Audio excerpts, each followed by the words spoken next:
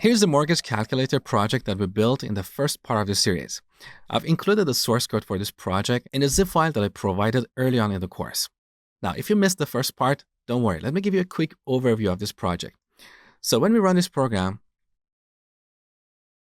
we have to answer 3 questions. The principal, or the amount of money we want to borrow. Here we have to enter a value between 1,000 and 1 million. So if we enter an invalid value like 0 or -1, we get this error message. Let's say $100,000. Next, we need to enter the annual interest rate. Let's say 4%. And we want to pay this off over 10 years. See what we get. So in this report, we have 2 sections. The first section is the mortgage section. So here we can see our monthly payments. And below that, we have another section that is our payment schedule.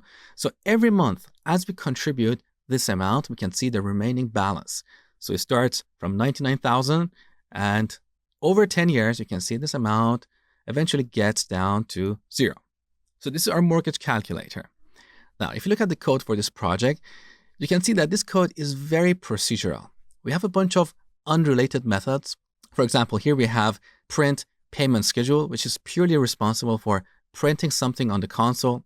Here we have read number, which is responsible for reading a value within a given range. Then we have calculate balance. We also have calculate mortgage.